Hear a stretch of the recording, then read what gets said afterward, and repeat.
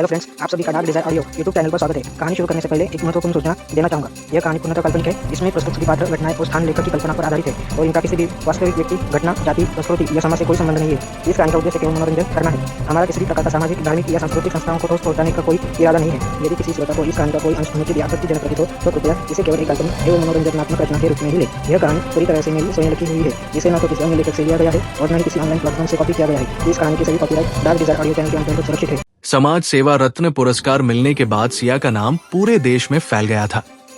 लोग उसे एक आदर्श के रूप में देखने लगे थे और उसके ट्रस्ट के काम को सरकारी और गैर सरकारी संस्थाओं से भारी समर्थन मिलने लगा था। लेकिन इस सब के बीच सिया को एक नई चुनौती का सामना करना पड़ा। इस बार उसके अपने परिवार के भीतर से। एक दिन उसकी बहू काव्या ने उसे बताया कि वो और रेयांश अपने नए घर में शिफ्ट होने की सोच रहे हैं, क्योंकि वो चाहते थे कि वो अपनी जिंदगी अपने तरीके से जिए और उन्हें भी अपने पैरों पर खड़े होने का मौका मिले।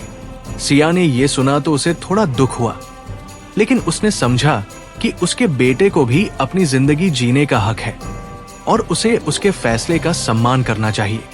उसने काव्या से कहा, बेटा, अगर तुम दोनों ने ये फैसला किया है तो मैं तुम्हारा समर्थन करती हूं, लेकिन याद रखना, ये घर हमेशा तुम्हारा है और तुम कभी भी यहां आ सकते हो।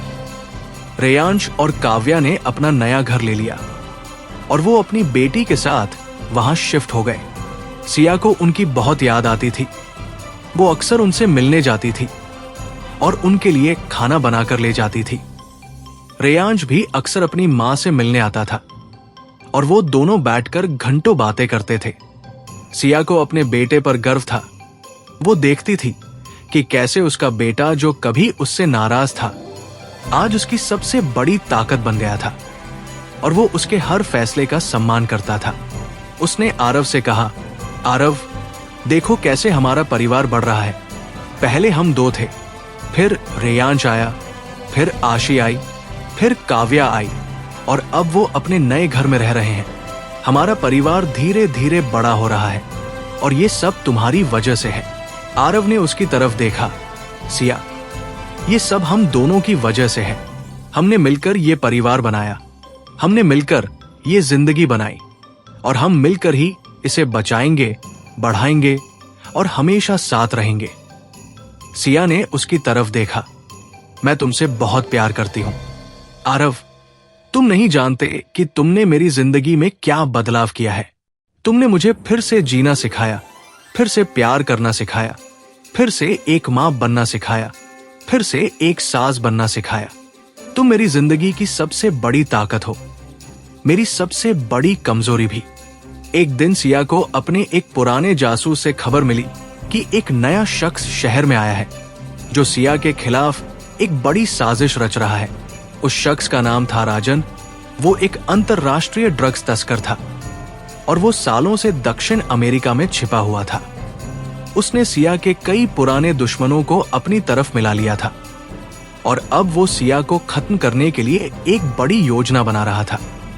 सिया ने ये खबर सुनते ही भूपेंद्र को बुलाया और उसे राजन के बारे में पता लगाने को कहा। भूपेंद्र, मुझे राजन के बारे में हर वो जानकारी चाहिए जो तुम्हें मिल सके। वो कहाँ है, उसके कितने लोग हैं, उसके पास कितने हथियार हैं और वो क्या प्लान बना रहा है। मैं उसे ढूंढ कर रहूंगी, चाहे वो जहां भी छिपा हो। भूपेंद्र ने सिर हिलाया। जी मैडम, मैं अपने सारे लोगों को लगा देता हूं। हम उसे ढूंढ निकालेंगे, चाहे वो कितनी भी गहरी गुफा में क्यों न छिपा हो। सिया ने उसकी तरफ देखा सावधानी से। भूपेंद्र, राजन कोई मामूली आदमी नहीं है। वो बहुत चालाक और खतरनाक है और उसने सालों से अपनी योजना बना रखी है।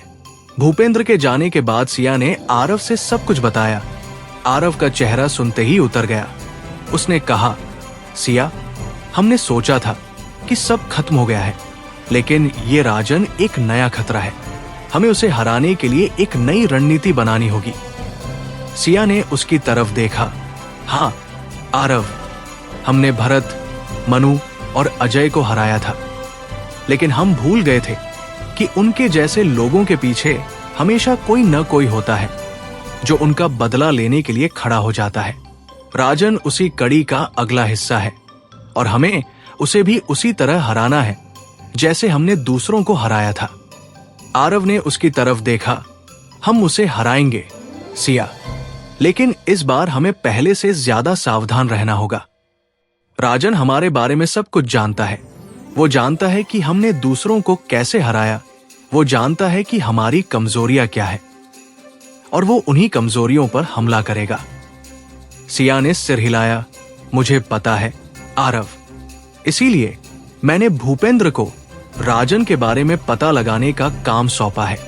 जब तक हम उसके बारे में सब कुछ नहीं जान लेते, हम कोई कदम नहीं उठाएंगे। कुछ दिनों बाद भूपेंद्र को राजन के ठिकाने का पता चल गया। वो शहर के बाहर एक बड़े से फार्म हाउस में रह रहा था और उसके साथ उसके लगभग 100 लोग थे जो उसके बेहद करीबी और वफादार थे। भूपेंद्र ने सिया को बताया, मैडम, हम उसके फार्म हाउस तक पहुंच गए हैं, लेकिन वहां तक पहुंचना बहुत मुश्किल है। वो जगह बहुत सुरक्षित है और चारों तरफ उसके लोग तैनात हैं।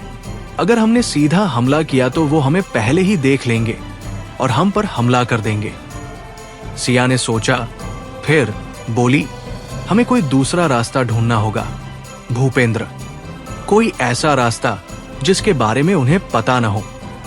तुम अपने लोगों को उस फार्म हाउस के चारों तरफ लगा दो और देखो कि कहीं से कोई दूसरा रास्ता मिलता है या नहीं। भूपेंद्र ने सिर हिलाया और वापस चला गया और कुछ दिनों की मेहनत के बाद उसे एक दूसरा रास्ता मिल गया। वो रास्ता फार्म हाउस के पीछे से जाता था, जहां घने पेड़ थे और उस रास्ते के बारे में शायद राजन के लोगों को पता भी नहीं था। भूपेंद्र ने सिया को बताया, मैडम, हमें एक रास्ता मिल गया है, लेकिन वो बहुत कठिन है। हमें रात के अंधेरे में जंगल से होकर गुजरना होगा और फिर एक सीधी दीवार पर चढ़ना होगा। ये बहुत खतरनाक होगा और अगर हमसे कोई गलती हुई तो हम पकड़े जा सकते हैं। सिया ने उसकी तरफ देखा। मुझे पता है भूपेंद्र, लेकिन हमारे पास कोई और चारा नहीं है। अगर हमें राजन को पकड़ना है तो हमें ये जोखिम उठाना ही होगा। तुम अपने 30 सबसे ताकतवर लोगों को चुनो और हम रात में उस रास्ते से जाएंगे। आरव ने जब ये सुना तो वो सिया के पास आया और बोला, सिया, मैं भी तुम्हारे साथ चलूंगा। मैं तुम्हें अकेले नहीं जाने दूंगा। सिया ने उसकी तरफ देखा। आरव, तुम यहां रहो, आशी और मेरी मां की देखभाल करो। मैं अकेले जा सकती हूं। मैंने अपनी जिंदगी में बहुत बड़े जोखिम उठाए हैं और हर बार मैं सुरक्षित लौटी हूं। आरव ने उसकी तरफ देखा। इस बार मैं भी तुम्हारे साथ चलूंगा। सिया, मैं तुम्हें खोना नहीं चाहता। तुम मेरी जिंदगी हो और मैं तुम्हारे बिना नहीं रह सकता। सिया ने उसकी आंखों में देखा। उसे लगा कि वो सही कह रहा है। उसे उसकी जरूरत थी और उसने सिर हिलाया। ठीक है आरव, तुम भी चलो, लेकिन वादा करो कि अगर मैं कहूं तो तुम वापस आ जाओगे। आरव ने कहा, मैं वादा करता हूं। रात के अंधेरे में सिया, आरव, भूपेंद्र और उसके 30 लोग उस कठिन रास्ते पर निकल पड़े। उन्हें जंगल से होकर गुजरना था और फिर एक सीधी दीवार पर चढ़ना था। रास्ता बहुत कठिन था, अंधेरा था और हर कदम पर मौत का खतरा था, लेकिन सिया ने कभी हार नहीं मानी। वो आगे बढ़ती गई और उसके पीछे सब उसके पीछे चलते गए। जब वो दीवार पर चढ़ रहे थे तो आरव का पैर फिसल गया और वो नीचे गिरने लगा, लेकिन सिया ने उसका हाथ पकड़ लिया और उसे ऊपर खींच लिया। आरव, संभल कर, मैं तुम्हें गिरने नहीं दूंगी। आरव ने उसकी तरफ देखा। उसकी आंखों में डर और प्यार दोनों थे। शुक्रिया सिया, तुमने मेरी जान बचाई। सिया ने उसकी तरफ देखा। हम एक दूसरे की जान बचाएंगे आरव, हमेशा। काफी मशक्कत के बाद वो सब राजन के फार्म हाउस तक पहुंच गए। वहां कुछ लोग पहरा दे रहे थे, लेकिन भूपेंद्र के लोगों ने चुपके से उन्हें बेहोश कर दिया और फिर वो अंदर घुस गए। राजन एक कमरे में बैठा हुआ था। उसके सामने नक्शे बिखरे थे और वो सिया के खिलाफ अपने हमले की योजना बना रहा था। जब उसने सिया को देखा तो वो चौंक गया। उसने अपना हाथ अपनी कमर की तरफ बढ़ाया जहां उसका हथियार रखा था, लेकिन इससे पहले कि वो कुछ कर पाता, भूपेंद्र ने उसे रोक लिया। हाथ मत हिलाना, राजन, तुम घिर चुके हो। राजन ने सिया की तरफ देखा। उसकी आंखों में गुस्सा था। तुम यहां कैसे पहुंच गई? ये रास्ता तो किसी को नहीं पता था। सिया ने उसकी तरफ देखा। मुझे हर रास्ता पता है, राजन। मैंने इस शहर में सालों बिताए हैं।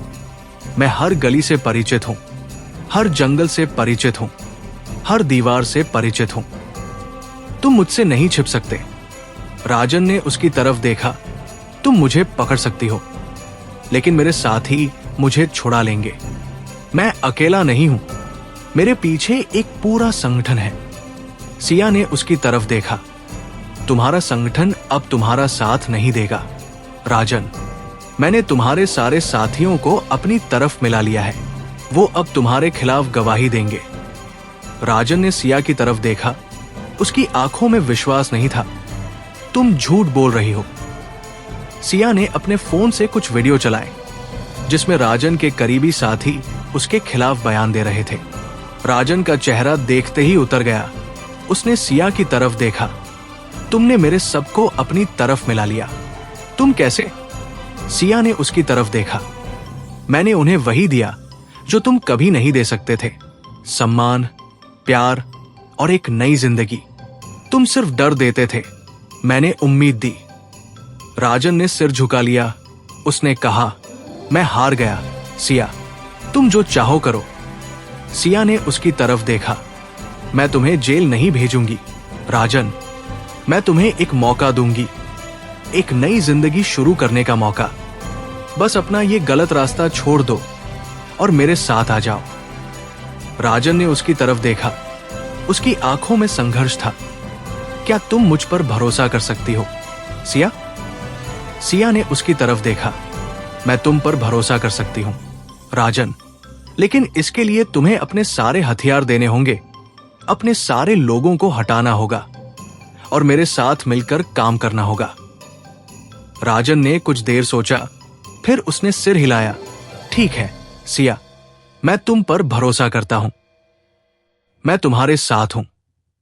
सिया ने उसकी तरफ देखा। शुक्रिया राजन, तुमने सही फैसला किया। राजन के बदल जाने के बाद सिया के घर में एक बार फिर वही शांति लौट आई थी जो कुछ दिनों के लिए गायब हो गई थी। लेकिन इस बार उस शांति में एक नया एहसास भी था, एक संतोष कि उसने एक और खतरनाक दुश्मन को बिना खून बहाए अपनी तरफ कर लिया था। राजन ने अपने सारे हथियार सिया को सौंप दिए थे, अपने सारे लोगों को हटा दिया था और अब वो सिया के ट्रस्ट में काम कर रहा था। उन युवाओं को सही रास्ता दिखा रहा था जो गलत रास्ते पर जा रहे थे। सिया को उस पर भरोसा था और राजन ने उसे कभी निराश नहीं किया। लेकिन सिया को पता था कि जिंदगी में हर शांति के बाद कोई न कोई तूफान आता ही है और वो तूफान अब एक बार फिर दरवाजे पर दस्तक देने वाला था। एक दिन सिया को अपने एक पुराने दोस्त का फोन आया जिसे उसने सालों से नहीं देखा था। उसका नाम था सुनील। वो सिया के पिता का पुराना साथी था और उसने सिया को बताया कि वो अब एक बड़े व्यवसायी बन चुका है और वो सिया के काम से बहुत प्रभावित है। उसने सिया से मिलने की इच्छा जताई और सिया ने उसे अपने घर बुला लिया। सुनील जब सिया के घर आया तो वो उसके बदलाव को देखकर हैरान रह गया। उसने कहा, सिया, तुम बहुत बदल गई हो। मैंने तुम्हें आखिरी बार तब देखा था जब तुम अंडरवर्ल्ड की मलिका थी और आज तुम एक समाज सेवी हो। मुझे तुम पर गर्व है। सिया ने उसकी तरफ देखा। सुनील, हर इंसान बदल सकता है, बस उसे बदलने की इच्छा होनी चाहिए। मैंने बदलने की कोशिश की और आज मैं जो हूं उसी का नतीजा है। सुनील ने सिया से कहा, सिया, मैं तुम्हारे ट्रस्ट को बहुत बड़ी रकम दान करना चाहता हूं, बिना किसी शर्त के। मैं चाहता हूं कि तुम अपने काम को और भी आगे बढ़ाओ और भी ज्यादा लोगों की मदद करो। सिया ने उसकी तरफ देखा। सुनील, तुम सच कह रहे हो?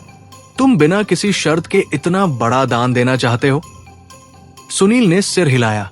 हाँ सिया, मैंने अपनी जिंदगी में बहुत पैसा कमाया है, लेकिन आज मुझे लगता है कि पैसे का असली मतलब तो तुम दिखा रही हो, दूसरों की मदद करके।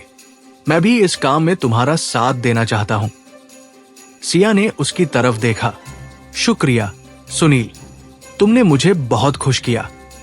मैं इस पैसे का इस्तेमाल और भी ज्यादा लोगों की मदद के लिए करूंगी। सुनील के दान से सिया के ट्रस्ट का काम और भी तेजी से बढ़ने लगा। उसने कई नए प्रोजेक्ट शुरू किए। उसने गरीब बच्चों के लिए छात्रावास बनवाए। उसने बीमार लोगों के लिए एम्बुलेंस सेवा शुरू की और उसने बेरोजगार युवाओं के लिए रोजगार प्रशिक्षण केंद्र खोले। उसके इन कामों से हजारों लोगों को फायदा हुआ और सिया का नाम पूरे देश में फैल गया। उसे कई और पुरस्कारों से भी सम्मानित किया गया और उसे कई अंतर्राष्ट्रीय मंचों पर बोलने का मौका मिला। लेकिन इन सब के बीच सिया को एक और चुनौती का सामना करना पड़ा। इस बार उसके अपने परिवार के भीतर से। एक दिन उसकी बेटी आशी ने उसे बताया कि वो कॉलेज में एक लड़के से प्यार करती है और वो उससे शादी करना चाहती है। सिया ने ये सुना तो उसे थोड़ा झटका लगा, क्योंकि वो चाहती थी कि उसकी बेटी पहले अपनी पढ़ाई पूरी करे और फिर शादी के बारे में सोचे। उसने आशी से कहा, बेटा तुम अभी बहुत छोटी हो, तुम्हें पहले अपनी पढ़ाई पूरी करनी चाहिए और फिर शादी के बारे में सोचना चाहिए। आशी ने उसकी तरफ देखा। माँ, मैं अपनी पढ़ाई जारी रखूंगी, लेकिन मैं उससे शादी करना चाहती हूँ। वो बहुत अच्छा लड़का है और मैं उससे बहुत प्यार करती हूँ। सिया ने उस लड़के के बारे में पता लगाने का फैसला किया। उसने भूपेंद्र से कहा, भूपेंद्र, मुझे उस लड़के के बारे में हर वो जानकारी चाहिए जो तुम्हें मिल सके। उसके परिवार के बारे में, उसके काम के बारे में और उसके इरादों के बारे में। भूपेंद्र ने सिर हिलाया। जी मैडम, मैं सब पता लगा लूंगा। कुछ ही दिनों में भूपेंद्र को उस लड़के के बारे में जानकारी मिल गई। उसका नाम था निखिल। वो एक अच्छे परिवार से था। वो पढ़ाई में तेज था और उसके इरादे साफ थे। सिया ने ये सब सुना और उसने आशी से कहा, बेटा अगर तुम सच में उससे प्यार करती हो और वो तुमसे प्यार करता है तो मैं तुम्हारी शादी के लिए हाँ कहती हूं, लेकिन मैं चाहती हूं कि तुम पहले अपनी पढ़ाई पूरी करो और फिर शादी करो। आशी ने उसकी तरफ देखा। ठीक है मां, मैं पहले अपनी पढ़ाई पूरी करूंगी और फिर शादी करूंगी। आशी के इस फैसले ने सिया को बहुत खुश किया। उसे लगा कि उसकी बेटी जिम्मेदार बन रही है और वो अपने फैसले खुद ले रही है। उसने आरव से कहा, आरव देखो कैसे हमारी बेटी बड़ी हो रही है। वो अपने फैसले खुद ले रही है और वो हमारी बात भी मान रही है। मुझे उस पर गर्व है। आरव ने उसकी तरफ देखा। सिया, हमने उसे अच्छे संस्कार दिए हैं और वो उन्हीं पर चल रही है। हमें उस पर गर्व होना चाहिए। एक दिन सिया को अपने एक पुराने जासूस से खबर मिली कि एक नया शख्स शहर में आया है जो सिया के खिलाफ एक बड़ी साजिश रच रहा है। उस शख्स का नाम था रवि। वो एक अंतर्राष्ट्रीय हथियारों का तस्कर था और वो सालों से अफ्रीका में छिपा हुआ था। उसने सिया के कई पुराने दुश्मनों को अपनी तरफ मिला लिया था और अब वो सिया को खत्म करने के लिए एक बड़ी योजना बना रहा था। सिया ने ये खबर सुनते ही भूपेंद्र को बुलाया और उसे रवि के बारे में पता लगाने को कहा। भूपेंद्र, मुझे रवि के बारे में हर वो जानकारी चाहिए जो तुम्हें मिल सके। वो कहाँ है, उसके कितने लोग हैं, उसके पास कितने हथियार हैं और वो क्या प्लान बना रहा है। मैं उसे ढूंढ कर रहूंगी, चाहे वो जहां भी छिपा हो। भूपेंद्र ने सिर हिलाया।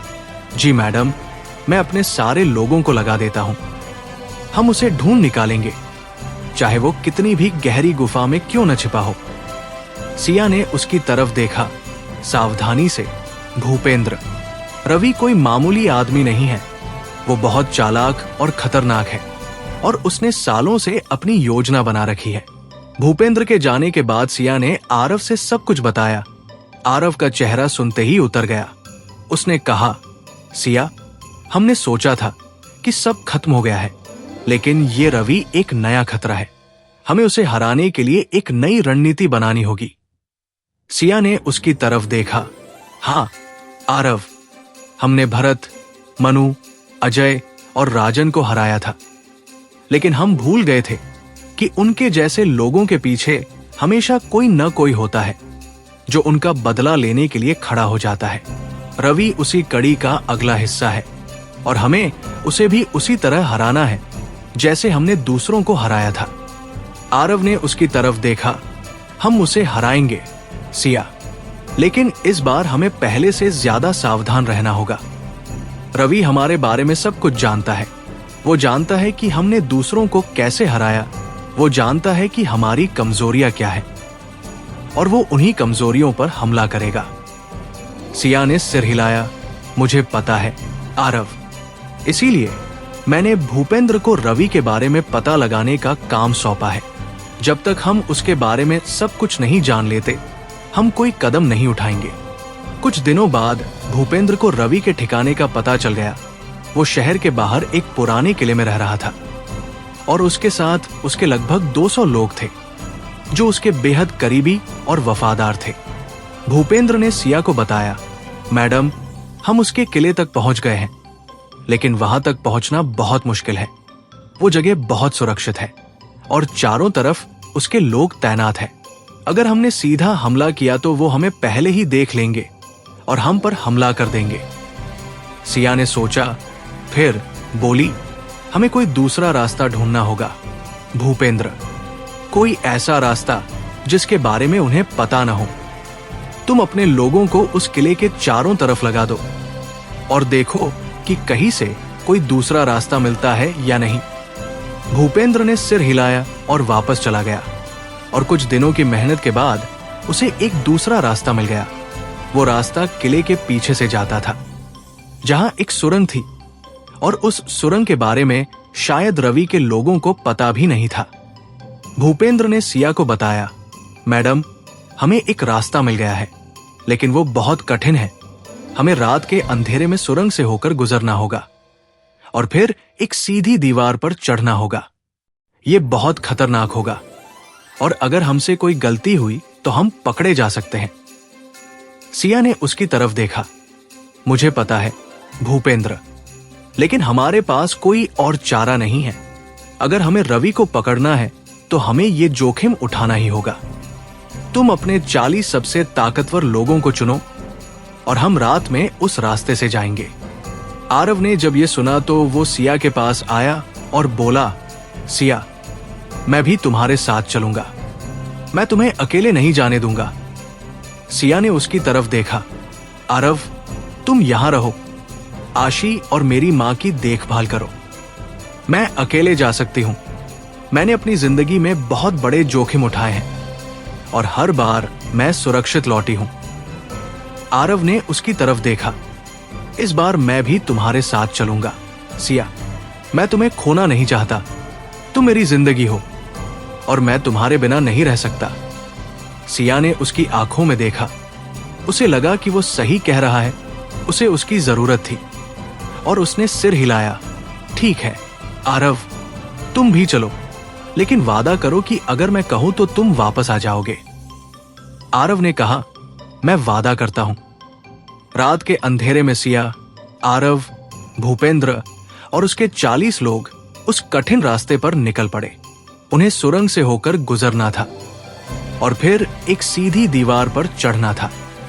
रास्ता बहुत कठिन था, अंधेरा था और हर कदम पर मौत का खतरा था, लेकिन सिया ने कभी हार नहीं मानी।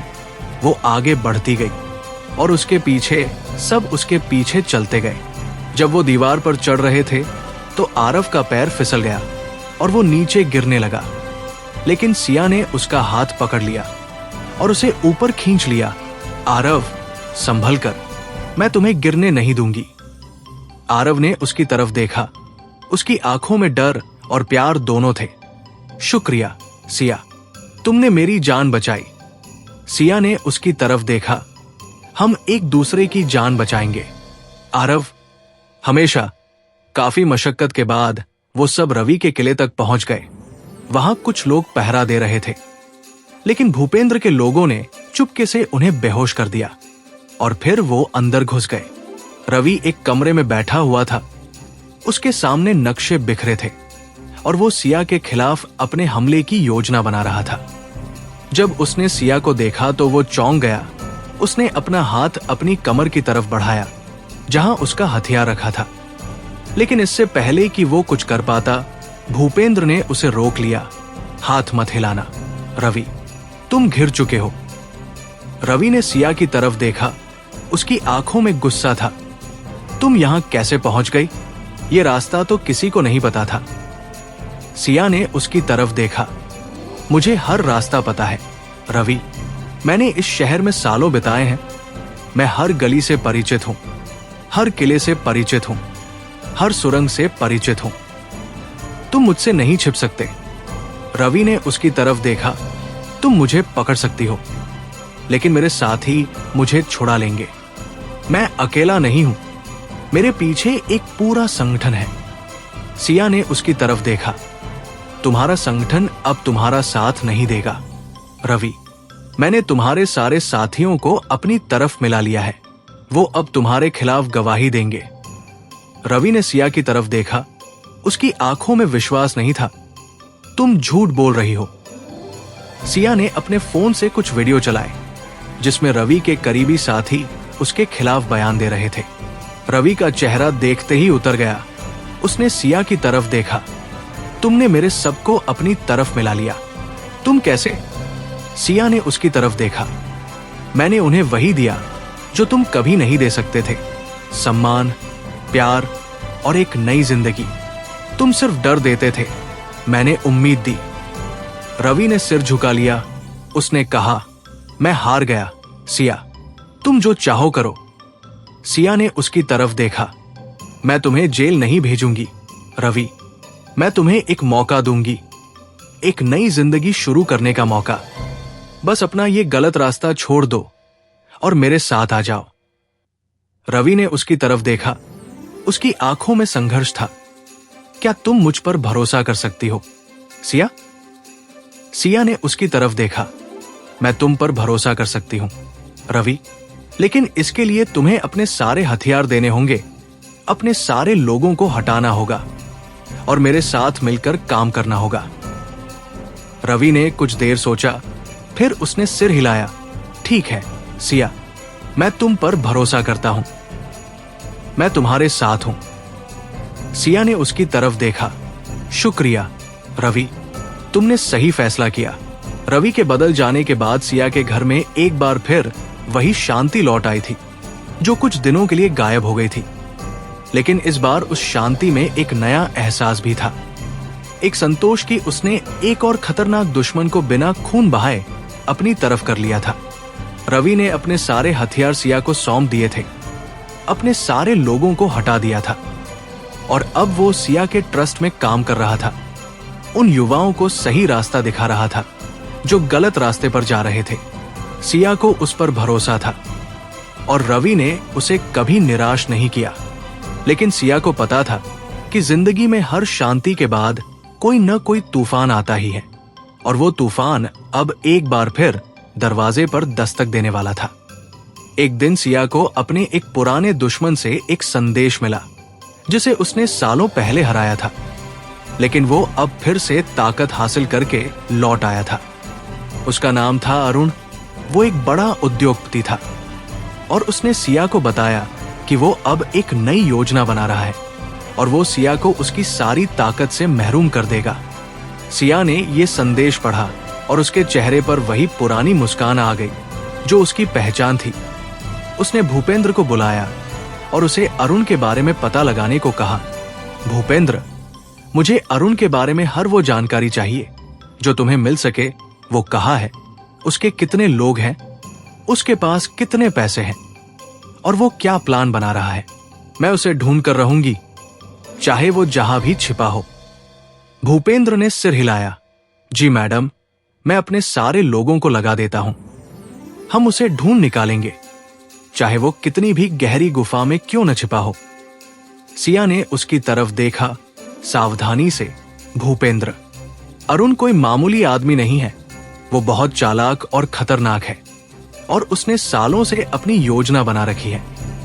भूपेंद्र के जाने के बाद सिया ने आरव से सब कुछ बताया। आरव का चेहरा सुनते ही उतर गया। उसने कहा, सिया, हमने सोचा था कि कि सब खत्म हो गया है, लेकिन ये अरुण एक नया खतरा है। हमें उसे हराने के लिए एक नई रणनीति बनानी होगी। सिया ने उसकी तरफ देखा। हाँ आरव, हमने भरत, मनु, अजय, राजन और रवि को हराया था, लेकिन हम भूल गए थे कि उनके जैसे लोगों के पीछे हमेशा कोई न कोई होता है जो उनका बदला लेने के लिए खड़ा हो जाता है। अरुण उसी कड़ी का अगला हिस्सा है और हमें उसे भी उसी तरह हराना है जैसे हमने दूसरों को हराया था। आरव ने उसकी तरफ देखा। हम उसे हराएंगे सिया, लेकिन इस बार हमें पहले से ज्यादा सावधान रहना होगा। अरुण हमारे बारे में सब कुछ जानता है। वो जानता है कि हमने दूसरों को कैसे हराया, वो जानता है कि हमारी कमजोरियां क्या है, और वो उन्हीं कमजोरियों पर हमला करेगा। सिया ने सिर हिलाया। मुझे पता है आरव, इसीलिए मैंने भूपेंद्र को अरुण के बारे में पता लगाने का काम सौंपा है। जब तक हम उसके बारे में सब कुछ नहीं जान लेते, हम कोई कदम नहीं उठाएंगे। कुछ दिनों बाद भूपेंद्र को अरुण के ठिकाने का पता चल गया।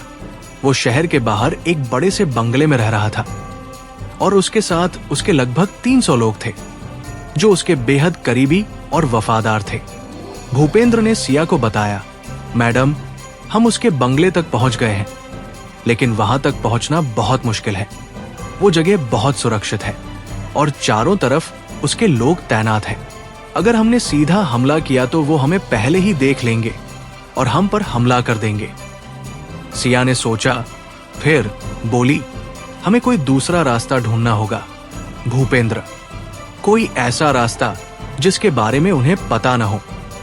तुम अपने लोगों को उस बंगले के चारों तरफ लगा दो और देखो कि कहीं से कोई दूसरा रास्ता मिलता है या नहीं। भूपेंद्र ने सिर हिलाया और वापस चला गया और कुछ दिनों की मेहनत के बाद उसे एक दूसरा रास्ता मिल गया। वो रास्ता बंगले के पीछे से जाता था, जहां एक नदी थी, और उस नदी के रास्ते के बारे में शायद अरुण के लोगों को पता भी नहीं था।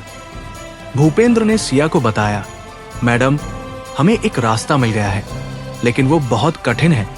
हमें रात के अंधेरे में नदी से होकर गुजरना होगा और फिर एक सीधी दीवार पर चढ़ना होगा।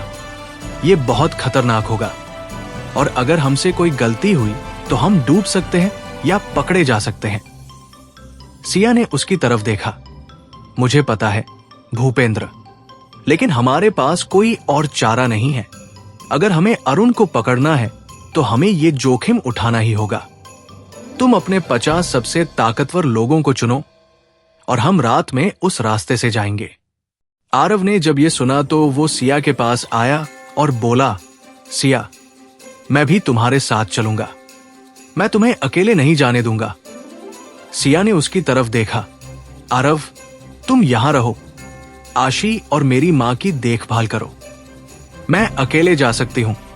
मैंने अपनी जिंदगी में बहुत बड़े जोखिम उठाए हैं और हर बार मैं सुरक्षित लौटी हूं। आरव ने उसकी तरफ देखा। इस बार मैं भी तुम्हारे साथ चलूंगा। सिया, मैं तुम्हें खोना नहीं चाहता।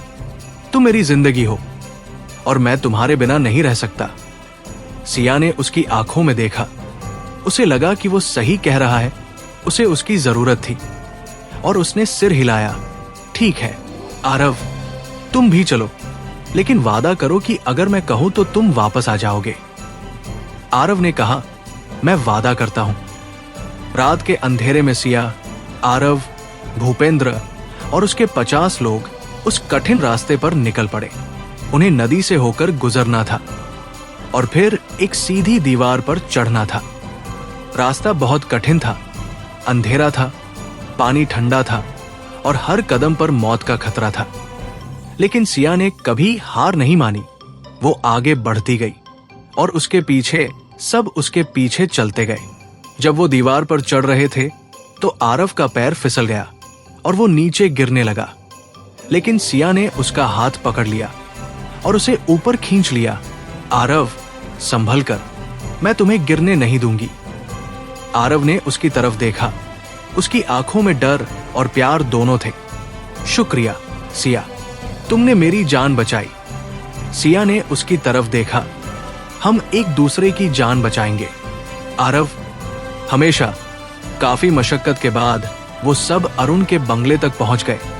वहां कुछ लोग पहरा दे रहे थे, लेकिन भूपेंद्र के लोगों ने चुपके से उन्हें बेहोश कर दिया और फिर वो अंदर घुस गए। अरुण एक कमरे में बैठा हुआ था। उसके सामने नक्शे बिखरे थे और वो सिया के खिलाफ अपने हमले की योजना बना रहा था। जब उसने सिया को देखा तो वो चौंक गया। उसने अपना हाथ अपनी कमर की तरफ बढ़ाया जहां उसका हथियार रखा था, लेकिन इससे पहले कि वो कुछ कर पाता, भूपेंद्र ने उसे रोक लिया। हाथ मत हिलाना अरुण, तुम घिर चुके हो। अरुण ने सिया की तरफ देखा। उसकी आंखों में गुस्सा था। तुम यहां कैसे पहुंच गई? ये रास्ता तो किसी को नहीं पता था। सिया ने उसकी तरफ देखा। मुझे हर रास्ता पता है अरुण, मैंने इस शहर में सालों बिताए हैं। मैं हर गली से परिचित हूं, हर नदी से परिचित हूं, हर बंगले से परिचित हूं। तुम मुझसे नहीं छिप सकते। अरुण ने उसकी तरफ देखा। तुम मुझे पकड़ सकती हो, लेकिन मेरे साथी मुझे छुड़ा लेंगे।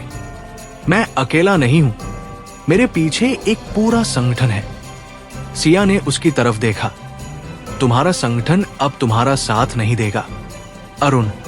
मैंने तुम्हारे सारे साथियों को अपनी तरफ मिला लिया है। वो अब तुम्हारे खिलाफ गवाही देंगे।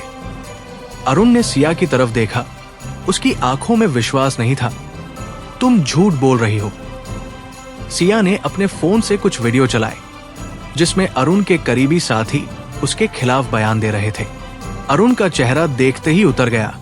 उसने सिया की तरफ देखा। तुमने मेरे सबको अपनी तरफ मिला लिया। तुम कैसे? सिया ने उसकी तरफ देखा। मैंने उन्हें वही दिया जो तुम कभी नहीं दे सकते थे, सम्मान, प्यार और एक नई जिंदगी। तुम सिर्फ पैसे देते थे, मैंने उम्मीद दी। अरुण ने सिर झुका लिया। उसने कहा, मैं हार गया सिया, तुम जो चाहो करो। सिया ने उसकी तरफ देखा। मैं तुम्हें जेल नहीं भेजूंगी अरुण, मैं तुम्हें एक मौका दूंगी, एक नई जिंदगी शुरू करने का मौका। बस अपना ये गलत रास्ता छोड़ दो और मेरे साथ आ जाओ। अरुण ने उसकी तरफ देखा। उसकी आंखों में संघर्ष था। क्या तुम मुझ पर भरोसा कर सकती हो सिया? सिया ने उसकी तरफ देखा। मैं तुम पर भरोसा कर सकती हूं अरुण, लेकिन इसके लिए तुम्हें अपने सारे हथियार देने होंगे, अपने सारे लोगों को हटाना होगा और मेरे साथ मिलकर काम करना होगा। अरुण ने कुछ देर सोचा, फिर उसने सिर हिलाया। ठीक है सिया, मैं तुम पर भरोसा करता हूं, मैं तुम्हारे साथ हूं। सिया ने उसकी तरफ देखा। शुक्रिया अरुण, तुमने सही फैसला किया। अरुण के बदल जाने के बाद सिया ने महसूस किया कि अब उसके आसपास कोई दुश्मन नहीं बचा था। उसने अपने सभी दुश्मनों को या तो हरा दिया था या उन्हें अपना दोस्त बना लिया था। उसने आरव से कहा, आरव, हमने बहुत लंबा सफर तय किया है। हमने बहुत सारी लड़ाइयां लड़ी हैं, बहुत सारे दुश्मनों को हराया है और आज हमारे पास कोई दुश्मन नहीं है। आरव ने उसकी तरफ देखा। हाँ सिया, हमने सबको हरा दिया है। अब हमारी जिंदगी में सिर्फ शांति होगी, सिर्फ प्यार होगा। सिया ने उसकी तरफ देखा। मैं तुमसे बहुत प्यार करती हूं आरव, तुमने मेरी जिंदगी बदल दी। आरव ने उसकी तरफ देखा। मैं भी तुमसे बहुत प्यार करता हूं सिया, हमेशा के लिए। अरुण के बदल जाने के बाद सिया को लगा कि अब उसकी जिंदगी में कोई बड़ी लड़ाई नहीं बची है। उसने अपने सभी दुश्मनों को हरा दिया था या उन्हें अपना दोस्त बना लिया था और अब वो अपने परिवार के साथ शांति से रह सकती थी। लेकिन सिया को पता था कि जिंदगी कभी भी पूरी तरह से शांत नहीं होती। हमेशा कुछ न कुछ होता रहता है और उसे हर परिस्थिति का सामना करने के लिए तैयार रहना था। उसने अपने ट्रस्ट के काम को और भी ज्यादा लगन से जारी रखा। उसने कई नए प्रोजेक्ट शुरू किए। उसने गरीब बच्चों के लिए एक नया स्कूल खोला।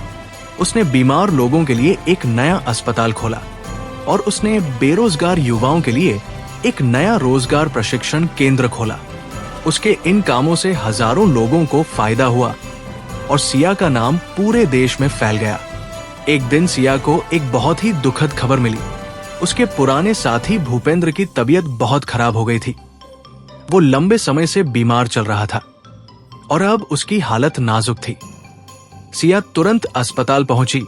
उसने भूपेंद्र को बिस्तर पर पड़ा देखा। उसका चेहरा पीला पड़ गया था, उसके हाथ पतले हो गए थे और उसकी आंखों में मौत का डर था। सिया ने उसका हाथ पकड़ लिया।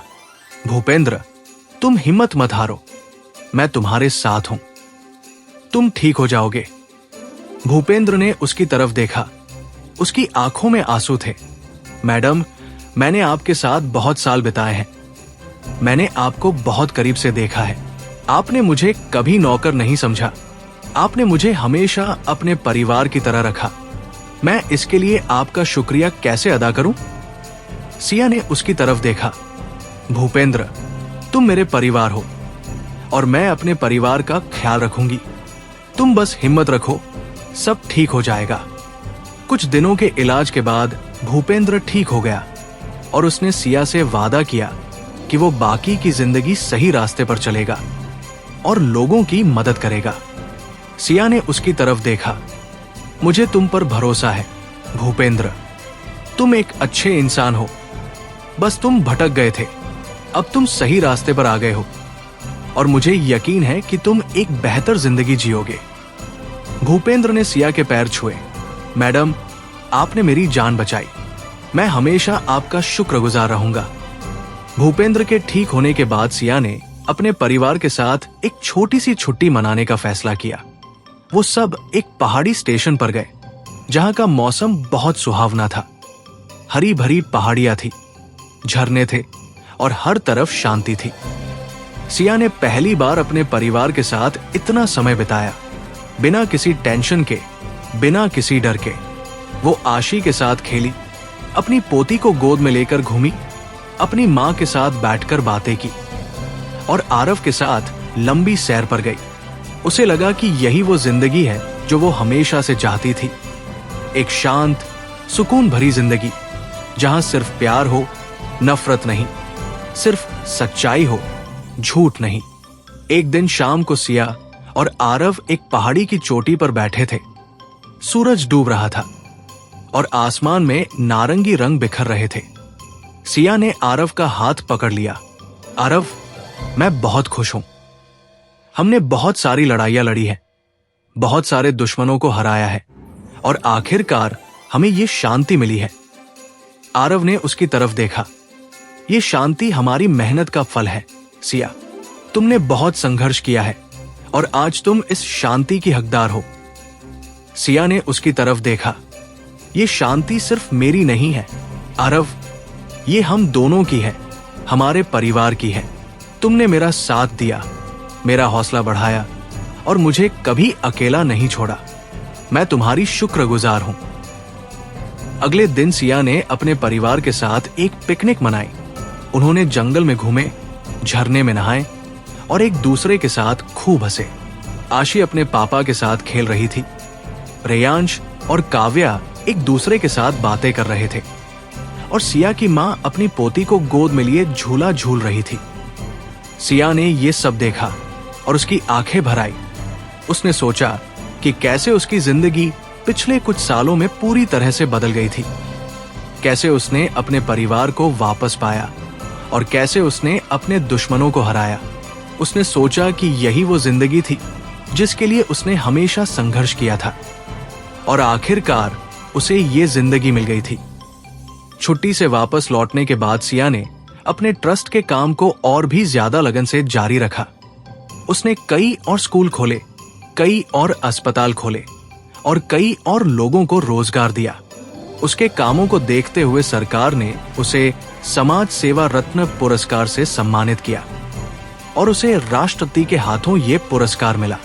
सिया जब ये पुरस्कार लेने गई तो उसके साथ उसका पूरा परिवार था। आरव, आशी, रेयांश, काव्या, उसकी मां और उसकी छोटी पोती भी। सिया ने मंच पर जाकर कहा, यह पुरस्कार सिर्फ मेरा नहीं है, ये उन सबका है जिन्होंने मेरा साथ दिया, मुझ पर भरोसा किया और मुझे ये मुकाम हासिल करने में मदद की। मैं अपने पति आरव का शुक्रगुजार हूं जिन्होंने मुझे सही रास्ता दिखाया। मेरे बेटे रेयांश का शुक्रगुजार हूं जिन्होंने मुझे माफ किया और मेरा साथ दिया। मेरी बहू काव्या का शुक्रगुजार हूं जिन्होंने मुझे अपनी मां माना। मेरी बेटी आशी का शुक्रगुजार हूं, जो मेरी जिंदगी की रौनक है, और मेरी मां का शुक्रगुजार हूं, जो मेरे पास वापस आई और मुझे अपना प्यार दिया। सिया की इस बात ने सबको भावुक कर दिया और सभागार में तालियों की गड़गड़ाहट हो गई। सिया ने मंच से उतरकर अपने परिवार को गले लगाया और उसकी आंखों से आंसू बह निकले। उसने सोचा कि कैसे कुछ साल पहले वो अकेली थी। उसके पास सिर्फ ताकत थी, सिर्फ पैसा था, सिर्फ डर था, और आज उसके पास सब कुछ था। एक परिवार, एक प्यार, एक घर और एक पहचान।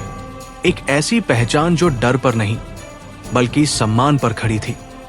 उस रात सिया ने आरव से कहा, आरव, मैंने अपनी जिंदगी में बहुत कुछ पाया, बहुत कुछ खोया भी, लेकिन सबसे बड़ी चीज जो मुझे मिली वो तुम हो। तुमने मुझे सिखाया कि प्यार का मतलब झूठ नहीं होता, प्यार का मतलब सच्चाई होती है। तुमने मुझे सिखाया कि ताकत का मतलब दूसरों को हराना नहीं होता, ताकत का मतलब खुद को हराना होता है। तुमने मुझे सिखाया कि परिवार सबसे बड़ी दौलत होती है और उस दौलत को बचाना सबसे बड़ी जिम्मेदारी होती है। मैं तुम्हारी शुक्रगुजार हूं, आरव, हमेशा के लिए। आरव ने उसकी तरफ देखा। उसकी आंखों में वही प्यार था। सिया, मैं भी तुम्हारी शुक्रगुजार हूं। तुमने मुझे वो दिया जो मैंने खो दिया था, उम्मीद, प्यार, जिंदगी। तुमने मुझे दिखाया कि हार के बाद भी जीत होती है, बस हिम्मत रखनी चाहिए। तुमने मुझे सिखाया कि दर्द को ताकत में बदला जा सकता है, बस सही रास्ता चुनना चाहिए। तुमने मुझे सिखाया कि प्यार का कोई मोल नहीं होता, वो मिलता है उन्हें जो उसके हकदार होते हैं, और तुमने मुझे अपने प्यार का हकदार बनाया। सिया, मैं तुम्हारा शुक्रगुजार हूं।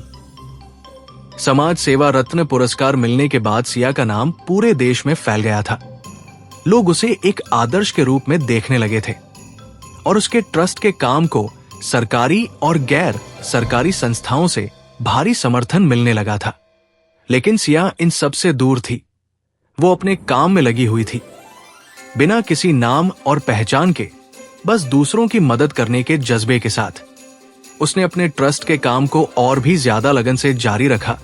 उसने कई नए प्रोजेक्ट शुरू किए। उसने गरीब बच्चों के लिए एक नया स्कूल खोला। उसने बीमार लोगों के लिए एक नया अस्पताल खोला और उसने बेरोजगार युवाओं के लिए एक नया रोजगार प्रशिक्षण केंद्र खोला। एक दिन सिया को अपने एक पुराने दोस्त का फोन आया जिसे उसने सालों से नहीं देखा था। उसका नाम था अमित। वो उसके कॉलेज का दोस्त था और उसने सिया को बताया कि वो अब एक बड़े अस्पताल में डॉक्टर है और वो गरीब मरीजों का मुफ्त इलाज करता है। उसने सिया से मदद मांगी। सिया, मैं जानता हूं कि तुमने अपनी जिंदगी बदल दी है और अब तुम समाज सेवा के कामों में लगी हुई हो।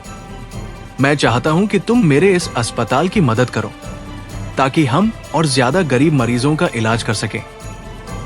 सिया ने उसकी बात सुनी और तुरंत मदद करने का वादा किया।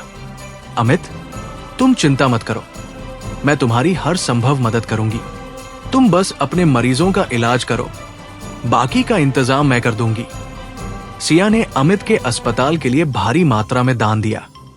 उसने नए उपकरण खरीदे, नए वार्ड बनवाए और कई डॉक्टरों और नर्सों को नियुक्त किया। अमित बहुत खुश हुआ। उसने सिया से कहा, सिया, तुमने बहुत बड़ा काम किया है। तुम्हारी वजह से अब हम सैकड़ों गरीब मरीजों का इलाज कर सकेंगे जो पहले इलाज के अभाव में मर जाते थे। सिया ने उसकी तरफ देखा। अमित, मैं अपनी जिंदगी में बहुत सारी गलतियां कर चुकी हूं। अब मैं चाहती हूं कि मैं अपनी बची हुई जिंदगी दूसरों की मदद में लगाऊं। तुमने मुझे ये मौका दिया, इसके लिए शुक्रिया।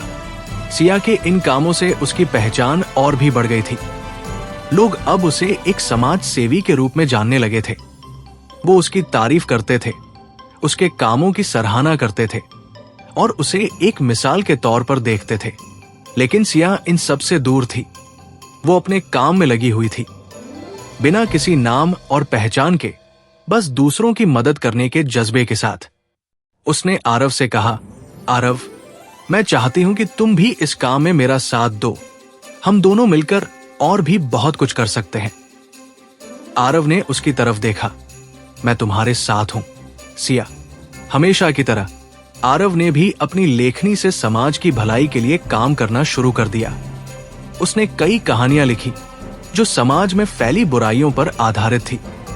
उसने भ्रष्टाचार, गरीबी, अशिक्षा और अन्याय के खिलाफ अपनी कलम चलाई और उसकी कहानियां लोगों के बीच बहुत लोकप्रिय हुई।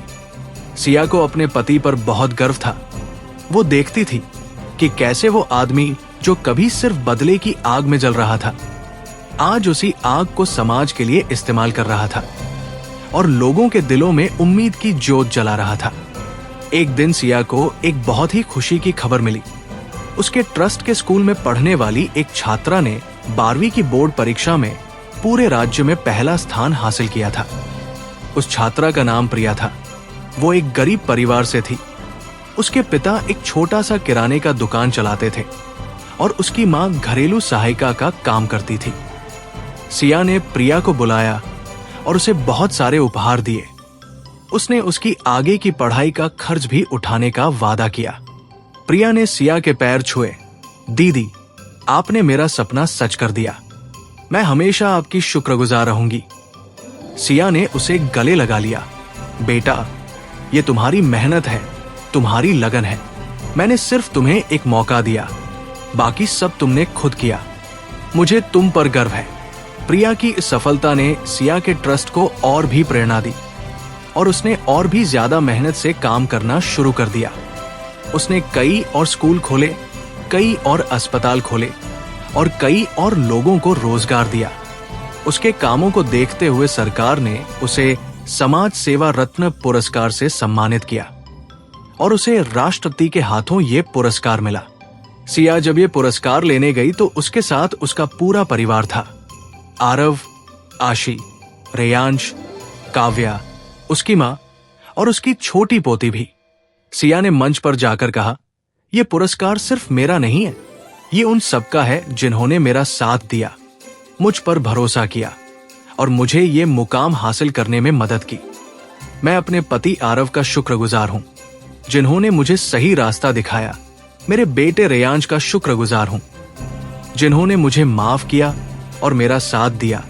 मेरी बहू काव्या का शुक्रगुजार हूं, जिन्होंने मुझे अपनी मां माना। मेरी बेटी आशी का शुक्रगुजार हूं, जो मेरी जिंदगी की रौनक है। और मेरी मां का शुक्रगुजार हूं, जो मेरे पास वापस आई और मुझे अपना प्यार दिया। सिया की इस बात ने सबको भावुक कर दिया और सभागार में तालियों की गड़गड़ाहट हो गई। सिया ने मंच से उतरकर अपने परिवार को गले लगाया और उसकी आंखों से आंसू बह निकले। उसने सोचा कि कैसे कुछ साल पहले वो अकेली थी। उसके पास सिर्फ ताकत थी, सिर्फ पैसा था, सिर्फ डर था। और आज उसके पास सब कुछ था, एक परिवार, एक प्यार, एक घर और एक पहचान। एक ऐसी पहचान जो डर पर नहीं बल्कि सम्मान पर खड़ी थी। उस रात सिया ने आरव से कहा, आरव, मैंने अपनी जिंदगी में बहुत कुछ पाया, बहुत कुछ खोया भी, लेकिन सबसे बड़ी चीज जो मुझे मिली वो तुम हो। तुमने मुझे सिखाया कि प्यार का मतलब झूठ नहीं होता, प्यार का मतलब सच्चाई होती है। तुमने मुझे सिखाया कि ताकत का मतलब दूसरों को हराना नहीं होता, ताकत का मतलब खुद को हराना होता है। तुमने मुझे सिखाया कि परिवार सबसे बड़ी दौलत होती है और उस दौलत को बचाना सबसे बड़ी जिम्मेदारी होती है। मैं तुम्हारी शुक्रगुजार हूं, आरव, हमेशा के लिए। आरव ने उसकी तरफ देखा। उसकी आंखों में वही प्यार था। सिया, मैं भी तुम्हारी शुक्रगुजार हूं। तुमने मुझे वो दिया जो मैंने खो दिया था, उम्मीद, प्यार, जिंदगी। तुमने मुझे दिखाया कि हार के बाद भी जीत होती है, बस हिम्मत रखनी चाहिए। तुमने मुझे सिखाया कि दर्द को ताकत में बदला जा सकता है, बस सही रास्ता चुनना चाहिए। तुमने मुझे सिखाया कि प्यार का कोई मोल नहीं होता, वो मिलता है उन्हें जो उसके हकदार होते हैं। और तुमने मुझे अपने प्यार का हकदार बनाया। सिया, मैं तुम्हारा शुक्रगुजार हूं। सिया और आरव की इस गहरी बातचीत के बाद घर में एक अलग ही सुकून का माहौल था। मानो सारी लड़ाइयां खत्म हो गई हों और अब सिर्फ शांति बची हो। लेकिन जिंदगी में हर शांति के बाद कोई न कोई तूफान आता ही है और सिया को इस बात का एहसास था। उसने अपने परिवार को पहले से कहीं ज्यादा मजबूत बना लिया था। उसने अपने दुश्मनों को हरा दिया था और उसने अपने ट्रस्ट के जरिए हजारों लोगों की जिंदगी बदल दी थी। लेकिन सबसे बड़ी चुनौती अब भी बाकी थी। वो थी उसकी बेटी आशी की शादी। आशी ने अपनी पढ़ाई पूरी कर ली थी और अब वो अपने बॉयफ्रेंड निखिल से शादी करना चाहती थी। निखिल एक अच्छे परिवार से था। वो पढ़ाई में तेज था और उसके इरादे साफ थे। लेकिन सिया को अपनी बेटी की शादी को लेकर एक बड़ी चिंता थी। वो चाहती थी कि उसकी बेटी की शादी बहुत धूमधाम से हो, लेकिन वो ये भी नहीं चाहती थी कि उसकी पुरानी दुनिया उसकी बेटी की शादी में कोई दखल दे। उसने आरव से कहा, आरव, हमें आशी की शादी बहुत अच्छे से करनी है, लेकिन हमें यह भी सुनिश्चित करना है कि कोई हमारी खुशियों में खलल न डाले। आरव ने उसकी तरफ देखा, सिया, हम सब संभालेंगे। हमने बहुत बड़ी मुश्किलें झेली हैं। एक शादी तो हम आसानी से कर लेंगे। सिया ने शादी की तैयारियां शुरू कर दी। उसने अपने ट्रस्ट के सभी लोगों को बुलाया, अपने पुराने दोस्तों को बुलाया और अपने परिवार के सभी सदस्यों को बुलाया। उसने घर को दुल्हन की तरह सजाया। बाहर से लेकर अंदर तक हर जगह रोशनी की, फूलों की सजावट की और हर छोटी बड़ी चीज का ध्यान रखा। आरव ने उसकी हर कदम पर मदद की और आशी तो अपनी शादी को लेकर इतनी उत्साहित थी कि वो सुबह से शाम तक सबको बताती रहती थी कि मेरी शादी हो रही है, मेरे पति आ रहे हैं और मैं उनके साथ रहूंगी। शादी के दिन सिया ने आशी को देखा। वो लाल रंग की बनारसी साड़ी में इतनी सुंदर लग रही थी कि सिया की आंखें भर आई। उसने सोचा कि कैसे उसकी बेटी, जो कभी उसकी गोद में खेलती थी, आज उसके सामने दुल्हन बनकर खड़ी थी और वो उसकी शादी कर रही थी, उसकी खुशियों का हिस्सा बन रही थी। बारात आई तो सिया ने आशी का तिलक किया, उसे आशीर्वाद दिया और फिर उसे विदा किया। जब निखिल आशी को लेकर जाने लगा तो सिया ने उससे कहा, बेटा, मैं अपनी बेटी तुम्हें सौंप रही हूं। इसका ख्याल रखना, इसे कभी दुखी मत करना। निखिल ने सिया के पैर छुए। मां, मैं आपसे वादा करता हूं कि मैं आशी को हमेशा खुश रखूंगा। आशी के विदा होने के बाद सिया का घर सूना सूना लगने लगा। वो अक्सर आशी के कमरे में जाकर बैठ जाती, उसकी तस्वीरें देखती और उसे याद करती। आरव ने उसे संभाला। सिया, बच्चे बड़े हो जाते हैं, उनकी अपनी जिंदगी होती है, हमें उन्हें जाने देना चाहिए, उनके फैसलों का सम्मान करना चाहिए। सिया ने उसकी तरफ देखा। मुझे पता है आरव, लेकिन मुझे उसकी बहुत याद आती है। आरव ने उसे गले लगा लिया। वो हमसे मिलने आती रहेगी और हम भी उससे मिलने जा सकते हैं। वो हमेशा हमारी बेटी है, चाहे वो कहीं भी रहे। आशी की शादी के बाद सिया ने अपने ट्रस्ट के काम को और भी ज्यादा लगन से जारी रखा। उसने कई और स्कूल खोले, कई और अस्पताल खोले और कई और लोगों को रोजगार दिया। उसके कामों को देखते हुए सरकार ने उसे समाज सेवा रत्न पुरस्कार से सम्मानित किया और उसे राष्ट्रपति के हाथों ये पुरस्कार मिला। सिया जब ये पुरस्कार लेने गई तो उसके साथ उसका पूरा परिवार था। आरव, आशी, निखिल, रेयांश, काव्या, उसकी मां और उसकी छोटी पोती भी। सिया ने मंच पर जाकर कहा, यह पुरस्कार सिर्फ मेरा नहीं है, ये उन सबका है जिन्होंने मेरा साथ दिया, मुझ पर भरोसा किया और मुझे ये मुकाम हासिल करने में मदद की। मैं अपने पति आरव का शुक्रगुजार हूं, जिन्होंने मुझे सही रास्ता दिखाया। मेरे बेटे रेयांश का शुक्रगुजार हूं, जिन्होंने मुझे माफ किया और मेरा साथ दिया। मेरी बहू काव्या का शुक्रगुजार हूं, जिन्होंने मुझे अपनी मां माना। मेरी बेटी आशी का शुक्रगुजार हूं, जो मेरी जिंदगी की रौनक है। और मेरी मां का शुक्रगुजार हूं, जो मेरे पास वापस आई और मुझे अपना प्यार दिया। सिया की इस बात ने सबको भावुक कर दिया और सभागार में तालियों की गड़गड़ाहट हो गई। सिया ने मंच से उतरकर अपने परिवार को गले लगाया और उसकी आंखों से आंसू बह निकले। उसने सोचा कि कैसे कुछ साल पहले वो अकेली थी। उसके पास सिर्फ ताकत थी, सिर्फ पैसा था, सिर्फ डर था। और आज उसके पास सब कुछ था, एक परिवार, एक प्यार, एक घर और एक पहचान। एक ऐसी पहचान जो डर पर नहीं बल्कि सम्मान पर खड़ी थी। उस रात सिया ने आरव से कहा, आरव, मैंने अपनी जिंदगी में बहुत कुछ पाया, बहुत कुछ खोया भी, लेकिन सबसे बड़ी चीज जो मुझे मिली वो तुम हो। तुमने मुझे सिखाया कि प्यार का मतलब झूठ नहीं होता, प्यार का मतलब सच्चाई होती है। तुमने मुझे सिखाया कि ताकत का मतलब दूसरों को हराना नहीं होता, ताकत का मतलब खुद को हराना होता है। तुमने मुझे सिखाया कि परिवार सबसे बड़ी दौलत होती है और उस दौलत को बचाना सबसे बड़ी जिम्मेदारी होती है। मैं तुम्हारी शुक्रगुजार हूं, आरव, हमेशा के लिए। आरव ने उसकी तरफ देखा, उसकी आंखों में वही प्यार था। सिया, मैं भी तुम्हारी शुक्रगुजार हूं। तुमने मुझे वो दिया जो मैंने खो दिया था, उम्मीद, प्यार, जिंदगी। तुमने मुझे दिखाया कि हार के बाद भी जीत होती है, बस हिम्मत रखनी चाहिए। तुमने मुझे सिखाया कि दर्द को ताकत में बदला जा सकता है, बस सही रास्ता चुनना चाहिए। तुमने मुझे सिखाया कि प्यार का कोई मोल नहीं होता, वो मिलता है उन्हें जो उसके हकदार होते हैं। और तुमने मुझे अपने प्यार का हकदार बनाया। सिया, मैं तुम्हारा शुक्रगुजार हूं। सिया और आरव की इस गहरी बातचीत के बाद घर में एक अलग ही सुकून का माहौल था, मानो सारी लड़ाइयां खत्म हो गई हों और अब सिर्फ शांति बची हो। लेकिन सिया को पता था कि जिंदगी में हर शांति के बाद कोई न कोई तूफान आता ही है, और वो तूफान अब एक बार फिर दरवाजे पर दस्तक देने वाला था।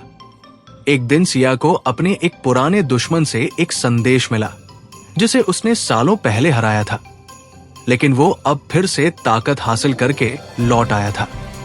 उसका नाम था सूरज। वो एक बड़ा आतंकी था और उसने सिया को बताया कि वो अब एक नई योजना बना रहा है और वो सिया को उसकी सारी ताकत से महरूम कर देगा। सिया ने ये संदेश पढ़ा और उसके चेहरे पर वही पुरानी मुस्कान आ गई जो उसकी पहचान थी। उसने भूपेंद्र को बुलाया और उसे सूरज के बारे में पता लगाने को कहा। भूपेंद्र, मुझे सूरज के बारे में हर वो जानकारी चाहिए जो तुम्हें मिल सके। वो कहाँ है, उसके कितने लोग हैं, उसके पास कितने हथियार हैं और वो क्या प्लान बना रहा है। मैं उसे ढूंढ कर रहूंगी, चाहे वो जहां भी छिपा हो। भूपेंद्र ने सिर हिलाया। जी मैडम, मैं अपने सारे लोगों को लगा देता हूं। हम उसे ढूंढ निकालेंगे, चाहे वो कितनी भी गहरी गुफा में क्यों न छिपा हो। सिया ने उसकी तरफ देखा, सावधानी से। भूपेंद्र, सूरज कोई मामूली आदमी नहीं है, वो बहुत चालाक और खतरनाक है और उसने सालों से अपनी योजना बना रखी है। भूपेंद्र के जाने के बाद सिया ने आरव से सब कुछ बताया। आरव का चेहरा सुनते ही उतर गया। उसने कहा, सिया, हमने सोचा था कि सब खत्म हो गया है, लेकिन ये सूरज एक नया खतरा है। हमें उसे हराने के लिए एक नई रणनीति बनानी होगी। सिया ने उसकी तरफ देखा। हाँ आरव, हमने भरत, मनु, अजय, राजन, रवि और अरुण को हराया था, लेकिन हम भूल गए थे कि उनके जैसे लोगों के पीछे हमेशा कोई न कोई होता है जो उनका बदला लेने के लिए खड़ा हो जाता है। सूरज उसी कड़ी का अगला हिस्सा है और हमें उसे भी उसी तरह हराना है जैसे हमने दूसरों को हराया था। आरव ने उसकी तरफ देखा। हम उसे हराएंगे सिया, लेकिन इस बार हमें पहले से ज्यादा सावधान रहना होगा। सूरज हमारे बारे में सब कुछ जानता है। वो जानता है कि हमने दूसरों को कैसे हराया, वो जानता है कि हमारी कमजोरियां क्या है और वो उन्हीं कमजोरियों पर हमला करेगा। सिया ने सिर हिलाया। मुझे पता है आरव, इसीलिए मैंने भूपेंद्र को सूरज के बारे में पता लगाने का काम सौंपा है।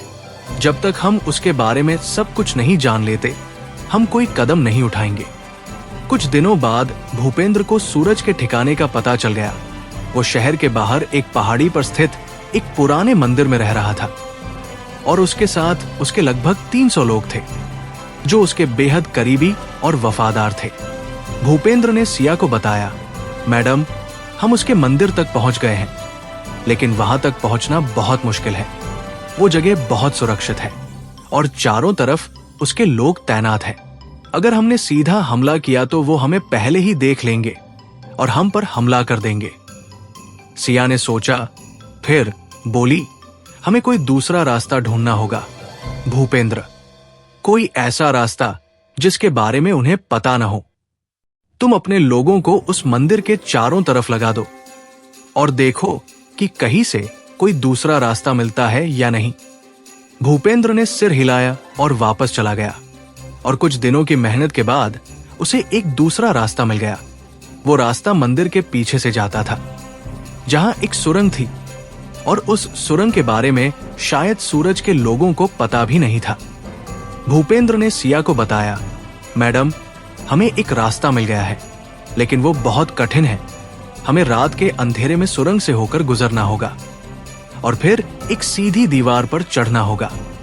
ये बहुत खतरनाक होगा और अगर हमसे कोई गलती हुई तो हम पकड़े जा सकते हैं।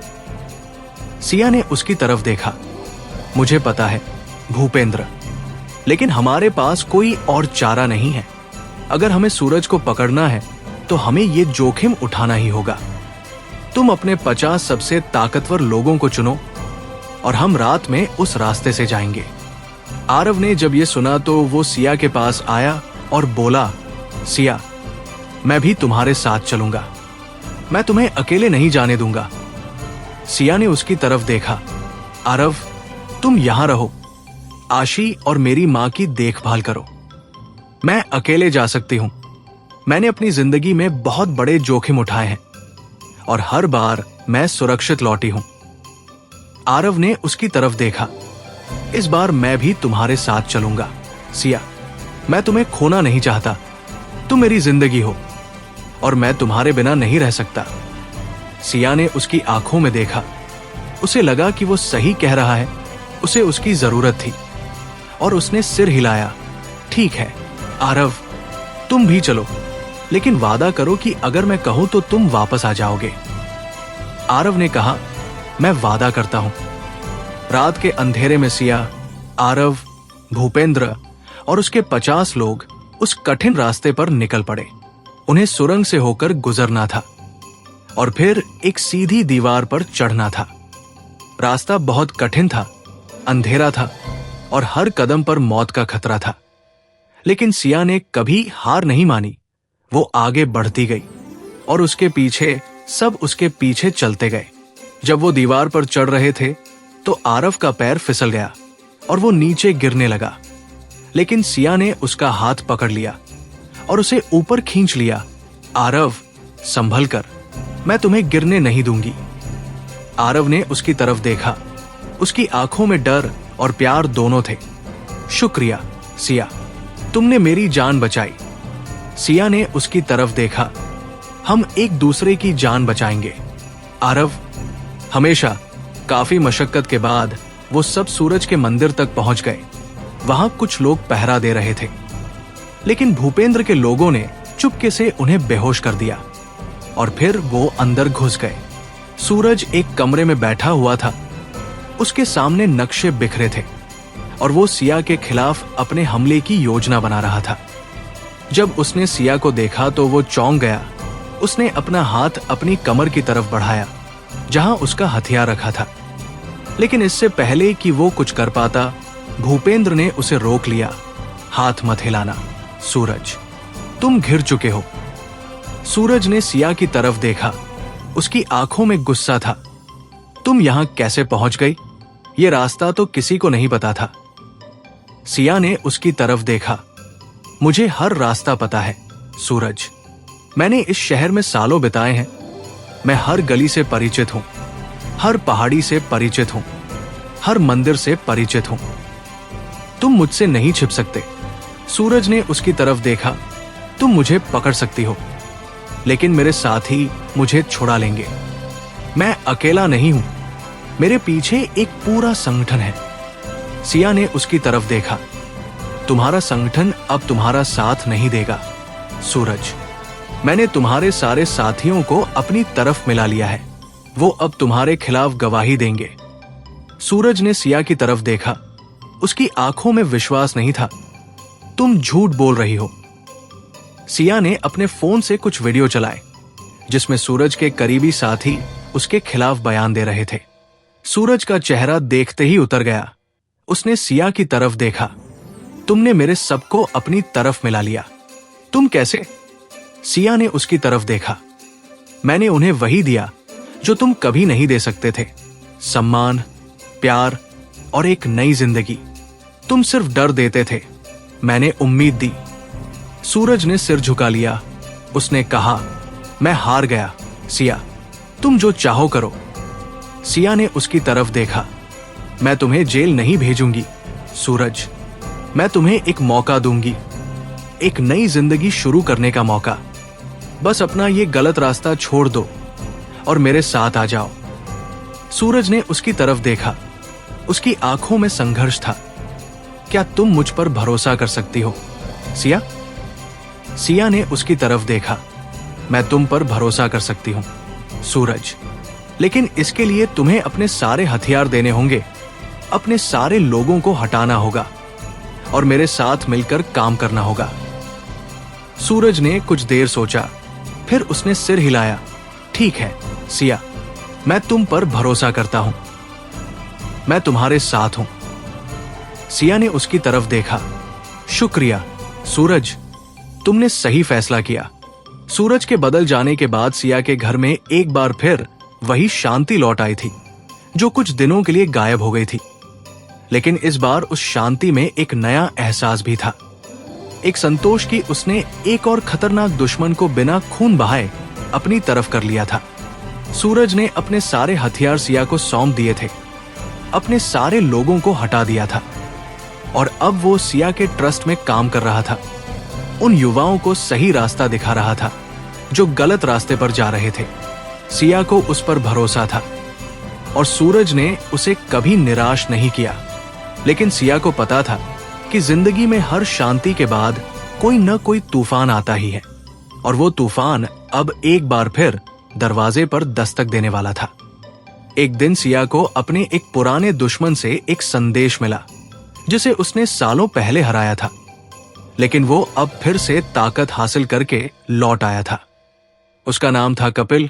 वो एक बड़ा साइबर अपराधी था और उसने सिया को बताया कि वो अब एक नई योजना बना रहा है और वो सिया को उसकी सारी ताकत से महरूम कर देगा। सिया ने ये संदेश पढ़ा और उसके चेहरे पर वही पुरानी मुस्कान आ गई जो उसकी पहचान थी। उसने भूपेंद्र को बुलाया और उसे कपिल के बारे में पता लगाने को कहा। भूपेंद्र, मुझे कपिल के बारे में हर वो जानकारी चाहिए जो तुम्हें मिल सके। वो कहाँ है, उसके कितने लोग हैं, उसके पास कितने पैसे हैं और वो क्या प्लान बना रहा है। मैं उसे ढूंढ कर रहूंगी, चाहे वो जहां भी छिपा हो। भूपेंद्र ने सिर हिलाया। जी मैडम, मैं अपने सारे लोगों को लगा देता हूं। हम उसे ढूंढ निकालेंगे, चाहे वो कितनी भी गहरी गुफा में क्यों न छिपा हो। सिया ने उसकी तरफ देखा सावधानी से। भूपेंद्र, कपिल कोई मामूली आदमी नहीं है। वो बहुत चालाक और खतरनाक है और उसने सालों से अपनी योजना बना रखी है। भूपेंद्र के जाने के बाद सिया ने आरव से सब कुछ बताया। आरव का चेहरा सुनते ही उतर गया। उसने कहा, सिया, हमने सोचा था कि सब खत्म हो गया है, लेकिन ये कपिल एक नया खतरा है। हमें उसे हराने के लिए एक नई रणनीति बनानी होगी। सिया ने उसकी तरफ देखा। हाँ आरव, हमने भरत, मनु, अजय, राजन, रवि, अरुण और सूरज को हराया था, लेकिन हम भूल गए थे कि उनके जैसे लोगों के पीछे हमेशा कोई न कोई होता है जो उनका बदला लेने के लिए खड़ा हो जाता है। कपिल उसी कड़ी का अगला हिस्सा है और हमें उसे भी उसी तरह हराना है जैसे हमने दूसरों को हराया था। आरव ने उसकी तरफ देखा। हम उसे हराएंगे सिया, लेकिन इस बार हमें पहले से ज्यादा सावधान रहना होगा। कपिल हमारे बारे में सब कुछ जानता है। वो जानता है कि हमने दूसरों को कैसे हराया। वो जानता है कि हमारी कमजोरियां क्या है और वो उन्हीं कमजोरियों पर हमला करेगा। सिया ने सिर हिलाया। मुझे पता है आरव, इसीलिए मैंने भूपेंद्र को कपिल के बारे में पता लगाने का काम सौंपा है। जब तक हम उसके बारे में सब कुछ नहीं जान लेते, हम कोई कदम नहीं उठाएंगे। कुछ दिनों बाद भूपेंद्र को कपिल के ठिकाने का पता चल गया। वो शहर के बाहर एक बड़े से किले में रह रहा था और उसके साथ उसके लगभग 400 लोग थे जो उसके बेहद करीबी और वफादार थे। भूपेंद्र ने सिया को बताया, मैडम, हम उसके किले तक पहुंच गए हैं, लेकिन वहां तक पहुंचना बहुत मुश्किल है। वो जगह बहुत सुरक्षित है और चारों तरफ उसके लोग तैनात हैं। अगर हमने सीधा हमला किया तो वो हमें पहले ही देख लेंगे और हम पर हमला कर देंगे। सिया ने सोचा, फिर बोली, हमें कोई दूसरा रास्ता ढूंढना होगा। भूपेंद्र, कोई ऐसा रास्ता जिसके बारे में उन्हें पता न हो। तुम अपने लोगों को उस किले के चारों तरफ लगा दो और देखो कि कहीं से कोई दूसरा रास्ता मिलता है या नहीं। भूपेंद्र ने सिर हिलाया और वापस चला गया और कुछ दिनों की मेहनत के बाद उसे एक दूसरा रास्ता मिल गया। वो रास्ता किले के पीछे से जाता था, जहां एक नदी थी और उस नदी के रास्ते के बारे में शायद कपिल के लोगों को पता भी नहीं था। भूपेंद्र ने सिया को बताया, मैडम, हमें एक रास्ता मिल गया है, लेकिन वो बहुत कठिन है। हमें रात के अंधेरे में नदी से होकर गुजरना होगा और फिर एक सीधी दीवार पर चढ़ना होगा। ये बहुत खतरनाक होगा और अगर हमसे कोई गलती हुई तो हम डूब सकते हैं या पकड़े जा सकते हैं। सिया ने उसकी तरफ देखा। मुझे पता है भूपेंद्र, लेकिन हमारे पास कोई और चारा नहीं है। अगर हमें कपिल को पकड़ना है तो हमें ये जोखिम उठाना ही होगा। तुम अपने 60 सबसे ताकतवर लोगों को चुनो और हम रात में उस रास्ते से जाएंगे। आरव ने जब ये सुना तो वो सिया के पास आया और बोला, सिया, मैं भी तुम्हारे साथ चलूंगा। मैं तुम्हें अकेले नहीं जाने दूंगा। सिया ने उसकी तरफ देखा। आरव, तुम यहां रहो, आशी और मेरी मां की देखभाल करो। मैं अकेले जा सकती हूं। मैंने अपनी जिंदगी में बहुत बड़े जोखिम उठाए हैं और हर बार मैं सुरक्षित लौटी हूं। आरव ने उसकी तरफ देखा। इस बार मैं भी तुम्हारे साथ चलूंगा। सिया, मैं तुम्हें खोना नहीं चाहता। तुम मेरी जिंदगी हो और मैं तुम्हारे बिना नहीं रह सकता। सिया ने उसकी आंखों में देखा। उसे लगा कि वो सही कह रहा है। उसे उसकी जरूरत थी और उसने सिर हिलाया। ठीक है आरव, तुम भी चलो, लेकिन वादा करो कि अगर मैं कहूं तो तुम वापस आ जाओगे। आरव ने कहा, मैं वादा करता हूं। रात के अंधेरे में सिया, आरव, भूपेंद्र और उसके 60 लोग उस कठिन रास्ते पर निकल पड़े।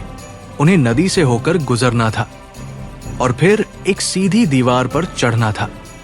रास्ता बहुत कठिन था, अंधेरा था, पानी ठंडा था और हर कदम पर मौत का खतरा था। लेकिन सिया ने कभी हार नहीं मानी। वो आगे बढ़ती गई और उसके पीछे सब उसके पीछे चलते गए। जब वो दीवार पर चढ़ रहे थे तो आरव का पैर फिसल गया और वो नीचे गिरने लगा। लेकिन सिया ने उसका हाथ पकड़ लिया और उसे ऊपर खींच लिया। आरव, संभल कर, मैं तुम्हें गिरने नहीं दूंगी। आरव ने उसकी तरफ देखा। उसकी आंखों में डर और प्यार दोनों थे। शुक्रिया सिया, तुमने मेरी जान बचाई। सिया ने उसकी तरफ देखा। हम एक दूसरे की जान बचाएंगे। आरव, हमेशा।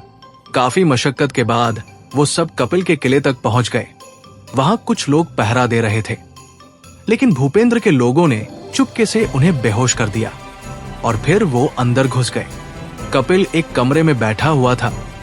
उसके सामने कंप्यूटर थे और वो सिया के खिलाफ अपने हमले की योजना बना रहा था। जब उसने सिया को देखा तो वो चौंक गया। उसने अपना हाथ अपनी कमर की तरफ बढ़ाया जहां उसका हथियार रखा था, लेकिन इससे पहले कि वो कुछ कर पाता, भूपेंद्र ने उसे रोक लिया। हाथ मत हिलाना। कपिल, तुम घिर चुके हो। कपिल ने सिया की तरफ देखा। उसकी आंखों में गुस्सा था। तुम यहां कैसे पहुंच गई? ये रास्ता तो किसी को नहीं पता था। सिया ने उसकी तरफ देखा। मुझे हर रास्ता पता है कपिल। मैंने इस शहर में सालों बिताए हैं। मैं हर गली से परिचित हूं, हर नदी से परिचित हूं, हर किले से परिचित हूं। तुम मुझसे नहीं छिप सकते। कपिल ने उसकी तरफ देखा। तुम मुझे पकड़ सकती हो, लेकिन मेरे साथी मुझे छुड़ा लेंगे।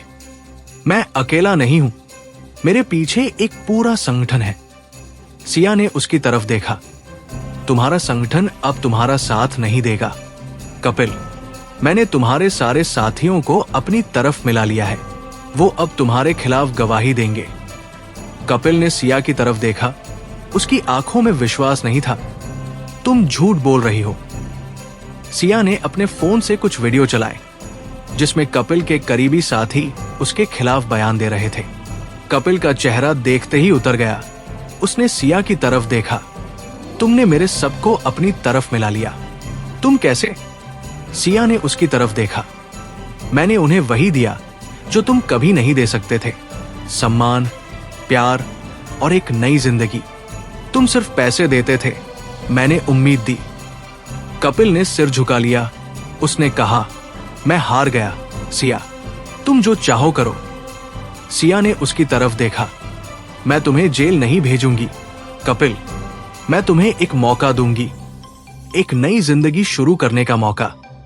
बस अपना ये गलत रास्ता छोड़ दो और मेरे साथ आ जाओ।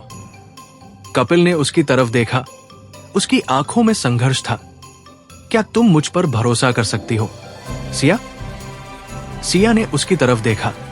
मैं तुम पर भरोसा कर सकती हूं कपिल, लेकिन इसके लिए तुम्हें अपने सारे हथियार देने होंगे, अपने सारे लोगों को हटाना होगा और मेरे साथ मिलकर काम करना होगा। कपिल ने कुछ देर सोचा, फिर उसने सिर हिलाया। ठीक है सिया, मैं तुम पर भरोसा करता हूं, मैं तुम्हारे साथ हूं। सिया ने उसकी तरफ देखा। शुक्रिया कपिल, तुमने सही फैसला किया। तो दोस्तों, यह था आज का एपिसोड। आशा करता हूँ कि आपको हमारी कहानी पसंद आई होगी। यदि आपको हमारी यह कहानी अच्छी लग रही है और आप आगे के नए एपिसोड सुनना चाहते हैं तो हमारे चैनल को सब्सक्राइब करें और बेल आइकन दबाकर ऑल विकल्प पर क्लिक करें, ताकि आपको हमारे नए अपलोड किए गए एपिसोड की नोटिफिकेशन मिलती रहे। इस वीडियो को लाइक करना न भूलें और इसे अपने परिवार व दोस्तों के साथ ज़रूर शेयर करें। धन्यवाद।